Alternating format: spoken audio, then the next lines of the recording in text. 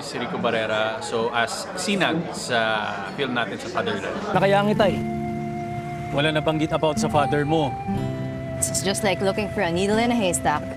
Mang Yoyong! Nandito yung pamangkin mo. Part ako ng NGO. Tapos si Inigo Pascual, sinasamahan ko siya para hanapin niya yung father niya. Kumbaga, marami kaming places na pinuntahan and lahat yun, ako yung nagmamaneho.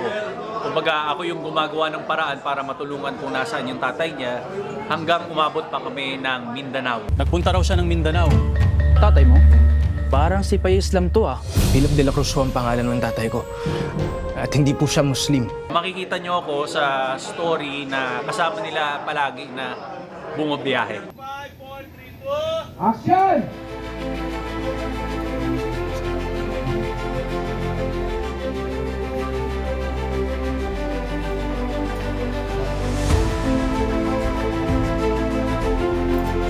Siyempre, directed by kay Direk Joel.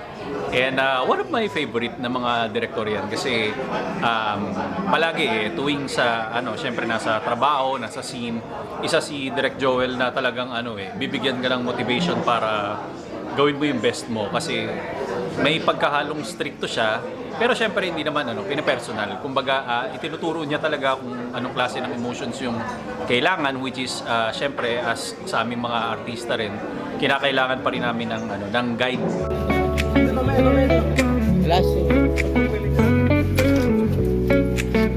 Sa co-actors ko naman, usually ang kasama ko si Miss Ara Davao and si Inigo Pascual.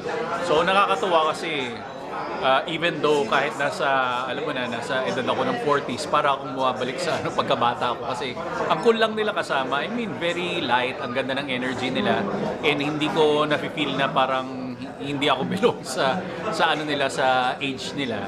So ayun yun, parang tropa sila kasama tapos pag once na na action yung trabaho. Kumbaga transform agad ng trabaho pero off cam nandun kami parang mga magbabarkada lang rin.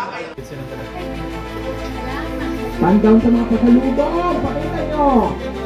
Ang memorable sa akin yung owner kasi manual siya na dinadrive tapos hindi siya power steering, ang tawag nga nila doon power steering. Tapos syempre bawat shoot pag i-deliver ko yung linya ko, may tinatahak ako na kalsada tapos kailangan ko mag-U-turn, magbabaking ako. Ang liit lang nung kalsada doon. So pag nagkamali ako, pwede akong mahulog. So doon ako doon ako nahirapan, pinagpapawisan ako, nape-pressure ako. Tapos syempre habang nagda-drive ako ng owner, kailangan ma-deliver ko pa yung linya ko ng normal. So doon ako nahirapan talaga na scene. Tayo mo bayani. Maintin ang ulo. Parang delubyo. Tay! Maghintay kayo. Dahil makikita niyo kung sino ako. Iniimbitahan ko kayo sa movie namin, Fatherland, on April 19. Showing na yan. Sana supportahan nyo. Directed by Joel Lamangan and marami kaming artista na kasama.